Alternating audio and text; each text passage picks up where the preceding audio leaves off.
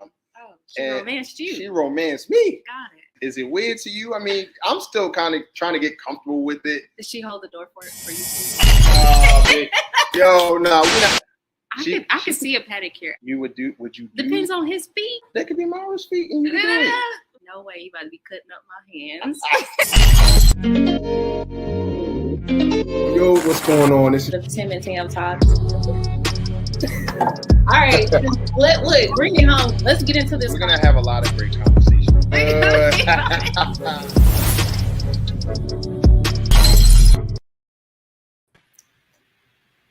Yo, what's up, everybody?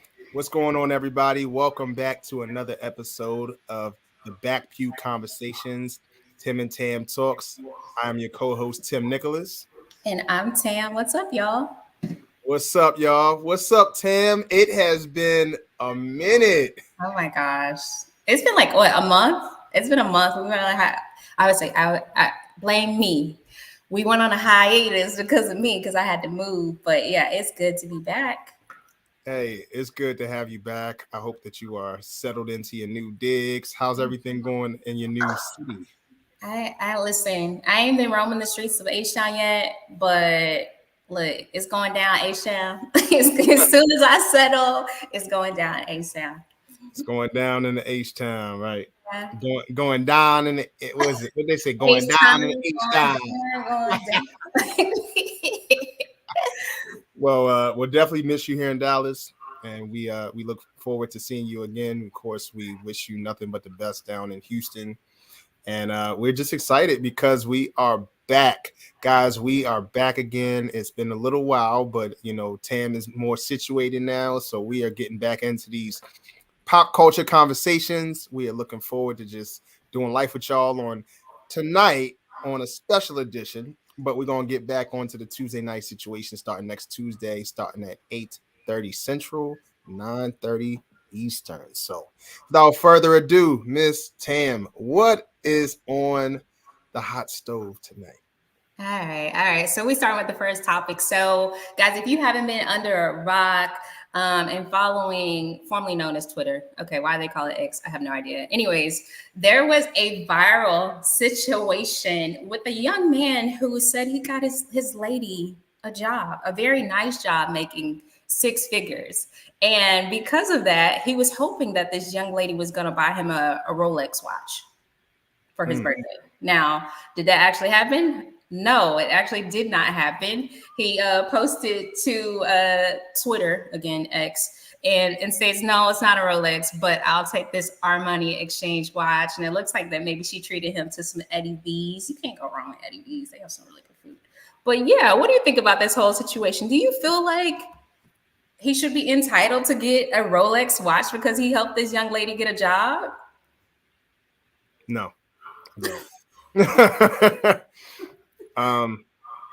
I'll tell you something that I learned in counseling years ago.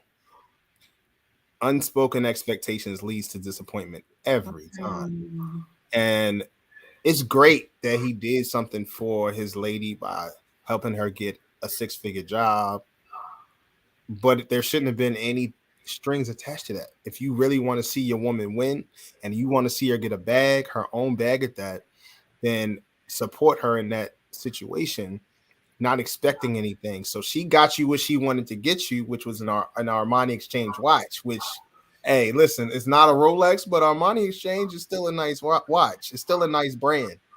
I wear nothing but Armani exchange. I like it. So, but nonetheless, there's nothing wrong with the gift that she got him. It would only be wrong if she said that she was going to get him that gift and she ended up not getting him that gift. But I see nothing wrong with it. What do you think?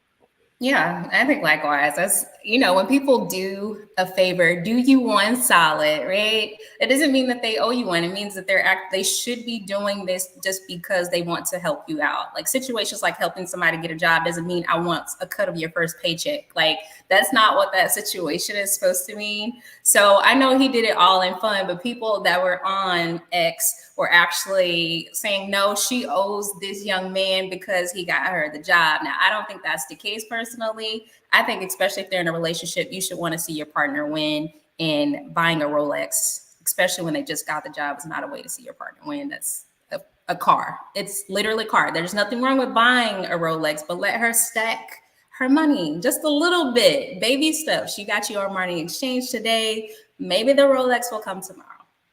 That's what I got. True. Not everybody can be hypergamous like Miss Tam herself, who will not date you unless you are a six-figure king. I'm sure. Which and ain't nothing wrong with that. But I also agree with you, because if she just got the job, if she's treating you out for your birthday, it's not a good use of finances if she just got a job and she's buying you a Rolex that's going to be 5 digits worth. Like, that just doesn't make any sense. And so you coming on social media, the wrong place to come, where now you're going to have men and women taking out the pitchforks on this young lady because she didn't get you something. You come looking for sympathy on social media and going to say, oh, not a Rolex, but I'll take it. That's being ungrateful right there. So that's just my take on it, to be honest. Yeah. And you social media is one heck of a drug, right? You post this stuff and then you intentionally give other people these perspectives that their woman should get their man a Rolex, right? And which is, again, this is fine. I wouldn't mind getting my man a Rolex. If I'm locked in, I'm locked in. Yeah.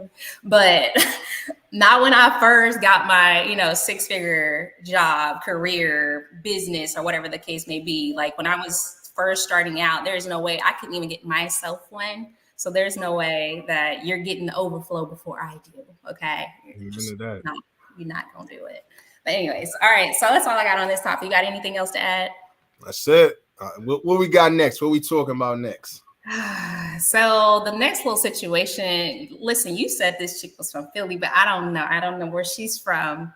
Wait, when you hear her talk, it's some guys I know, like my boy Terrell. Shout out to my boy Terrell.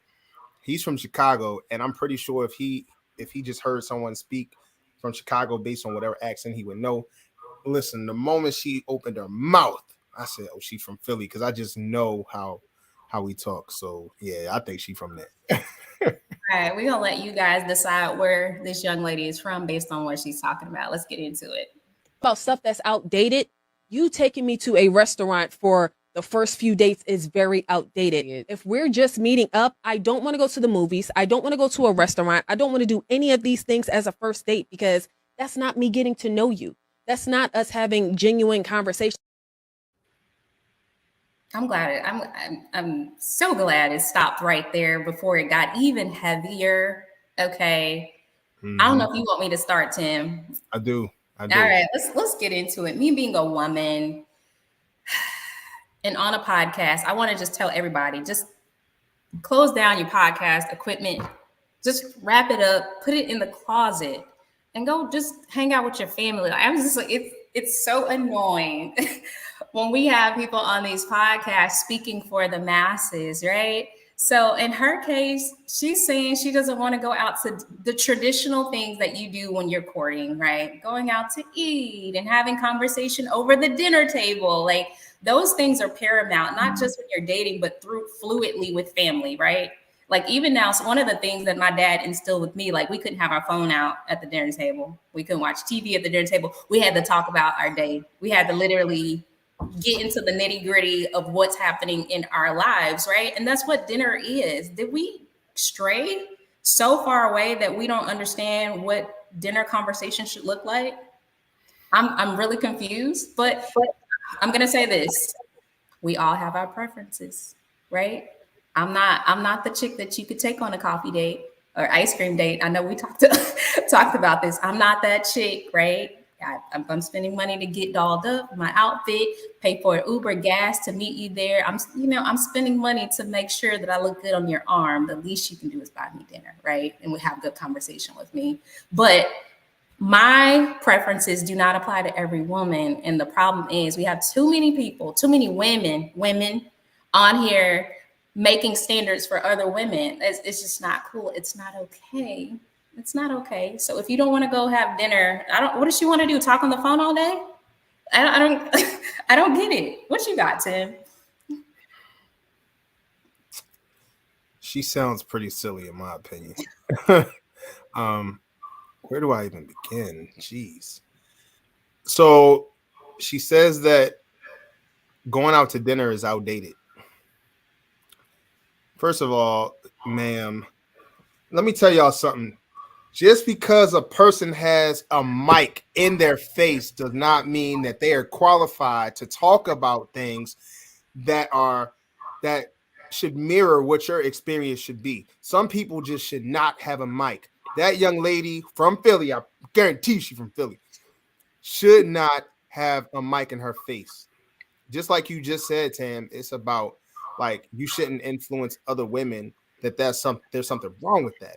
So having a date, first of all, there's too many reality shows on Bravo with Real Housewives of all these different cities, Beverly Hills, New York, New Jersey, Atlanta, and you see on these different shows that's what they do. On reality shows, they'll go out on these extravagant dates, do the helicopter rides or do the horseback riding and do that. And those are great date ideas. I'm not taking anything away from that. But to say dinner is outdated, dinner a dinner date will always be a classic date. It's classic. It's it's always gonna be like it's always something positive to go eat. But yo, if I'm gonna be talking and doing all this, yo, we gotta eat. Like that's expounding enough energy. But there's nothing wrong with a man taking a woman to a restaurant for a date. That like when did that become like negative and bad? It doesn't make any sense. So get the mic away from her, please. I think people just say adverse things to go viral. Maybe I'm start making up some stuff, Tim. Just start saying some crazy stuff so go viral. You Come know, on. You already listen, if y'all ever see stuff Tan's like Facebook, no. If you ever see Tan's Facebook, she says enough crazy stuff. She says enough crazy stuff. She gets stars off of it. And listen, that's why I gotta come on here and correct the bad behavior. Gotta clean it up. Gotta clean it up so y'all don't think that's really who I am. It's just for laughs and grins and giggles. absolutely. But I don't agree with it. And I just think that she's wrong. Women, if you do not accept this man or a man taking you out to dinner, I would think that going to the movies would be a fruitless date because you don't get to have any type of conversation with people. So going to dinner, I mean, you supposed to look face to face doing dinner. You're gonna be doing dinner with your mate every night. So why not go to dinner? Yeah. Yeah. Or look, dinner and the movie. Like, oh look, I'm dating myself, right? The thing used to be dinner first, and then all right, we got a movie after the dinner. We gonna check that out. We might hold hands inside the movie because we didn't already talk during dinner. So it's not like, all right, I know I'm a little bit comfortable with you, and now we can enjoy the movie and chill, right? So I don't know. These I was gonna say I'm again aging myself. These young folks, I don't know. They just out here muddying the waters. You hear me? Muddying them, like just making it bad, man. It is. I just don't agree with her though. So ladies, keep accepting that gift, please. So Tim, we got one last little topic here, and Okay. the topic was, what are you teaching your kids right now? What am I teaching my kids? I think right now it's I've been teaching my kids a lot about regulating their emotions. Um, that it's okay to express yourself in a respectful way. It's okay to feel. It's okay to feel all of your emotions. It's okay to be angry. It's okay to be upset. It's okay to be all of those things, but also understanding that you have to you have to talk about it, but you also have to pray about it too. Mm, There's multiple things we have to teach our children how to pray. We have to teach our children that you have a higher authority that you can go to. Now, going to God and praying is not the end all be all solution. I mean, it is the solution, right? But there's also other things that we can do to get out of situations or to navigate through the situation. God gives us that. So as a kid, what I try to encourage my children, and my wife does too, is that yes, it's come to us, talk about it, express things, because the kids are going through so much when it comes to school, their own personal mental health. They're human beings too. And so really helping them navigate through prayer, helping them navigate through expressing themselves, but also being able to critically think about different situations as well. I was on a podcast, the Dear Son podcast, about 2 months ago. Mhm. Shout out to my boy Derek Johns. He has a great podcast called the Dear Son Podcast. So definitely check it out, men and women for that matter. And so he asked a question on the podcast and he asked me, what is something that you wish that your father would have taught you? And I said essentially the same thing. I said that I wish that my father would have taught me how to conduct myself as a man and as a person. Like, I was able to get a lot of soft skills from my mother being a single mom. But there's nothing like getting direction, guidance, and learning how to navigate through life than from a man when you are a young boy. And so I will wish that my father would have been there for that. And so I make a conscious effort that whatever I was lacking, I try to give that to my kids. So that's that's really what I'm teaching. They're super smart kids already. They're brainiacs. They're all smart. That's a blessing and that's great. But when it comes to life skills, those are the things I'm trying to teach them. I'm right there with you, Tim. And I'm going to start with the biblical piece. One of the things that I'm teaching my son and my daughter right now is just being able to understand serving God doesn't mean that you won't go through trials, right? So teaching them that, um, I'm teaching them that because I thought the opposite. I thought serving God meant like I was gonna get like special treatment and certain things weren't gonna happen to me because I served God. So it made me disappointed in God and also made me question God. So some of those things, like I wish my parents would have taught me that. They took me to church, but they didn't teach me relationship, honestly. So I've kind of had to learn that along the way. And then just, mentally, like you said, teaching them about communication, like how to communicate, having that emotional intelligence, being able to communicate when something doesn't feel good. A lot of times, especially for us as Black people, I'm talking about Black people specifically, because I know that's my community, and something that we struggle with is communicating our emotion rather than acting it out, right? When we get angry, we have to act like we're angry rather than being like, yo, you made me mad. Or, when I'm sad, I got to overly be a certain way. And oftentimes, even when people are sad, they use anger. They replace that emotion because the easiest emotion to have is simply anger, right? Some people don't necessarily know how to be happy. They don't know how to communicate it. They don't know how to be it, but they know how to be mad.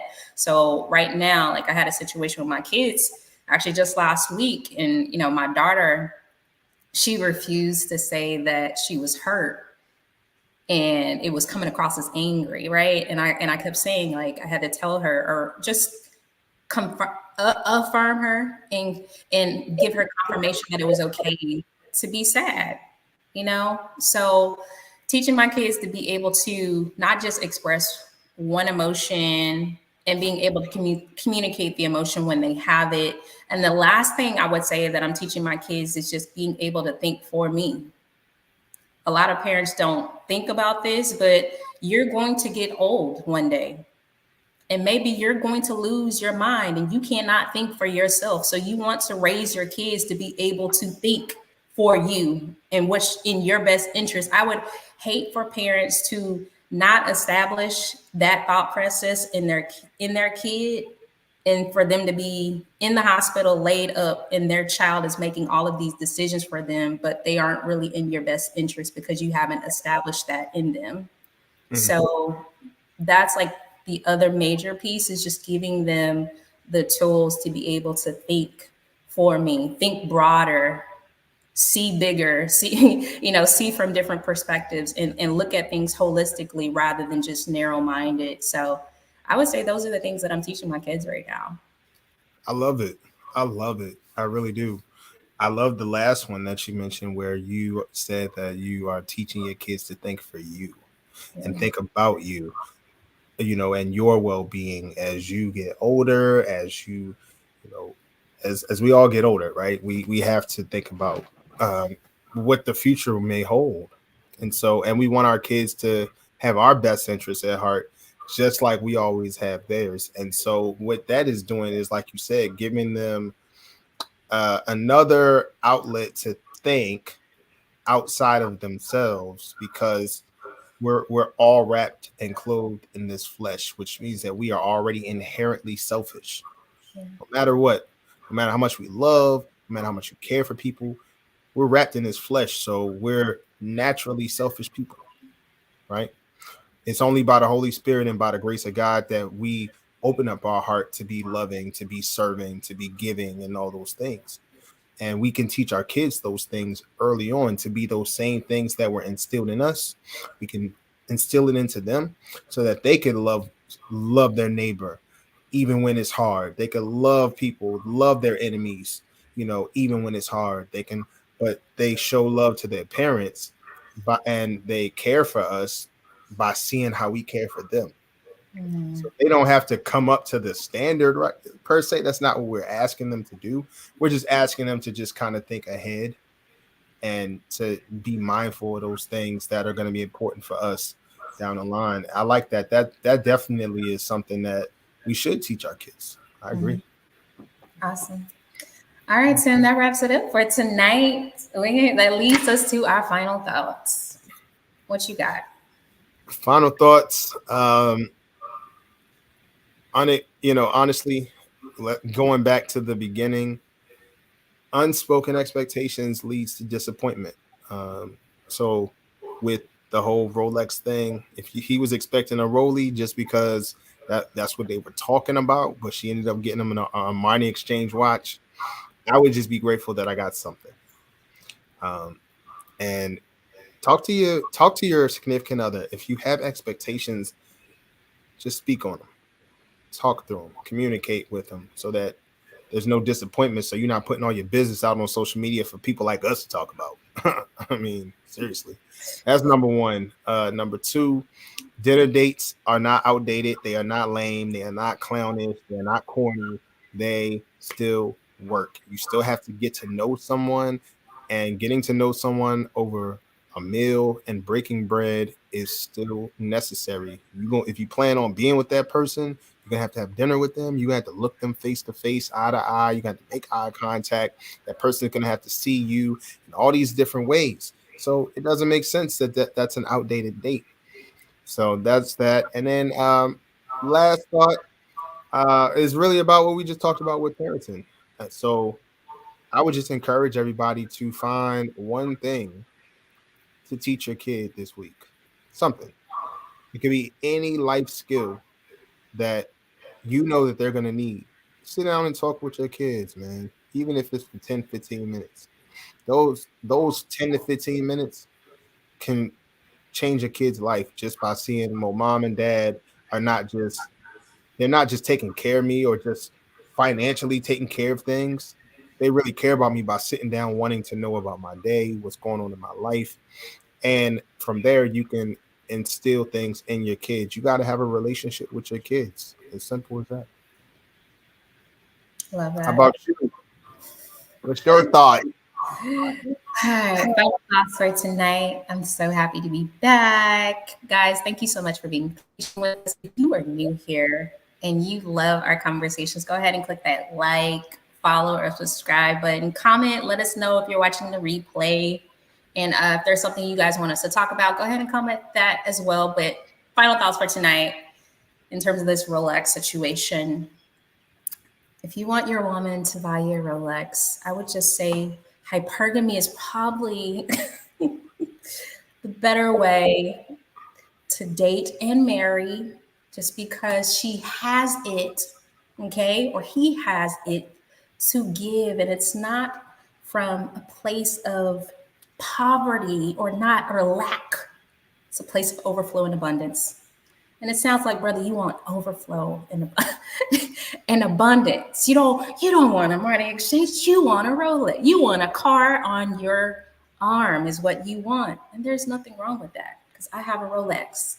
There's nothing wrong with that. Okay. But be realistic.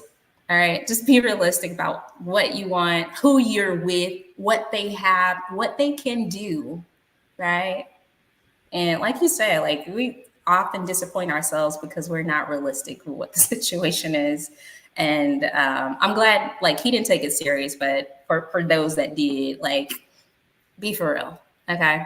Topic number 2, in terms of this whole dating, dinner dates being played out, like, girl, be for real. Like, are you serious? Like, who doesn't love to get dressed and go to a nice restaurant and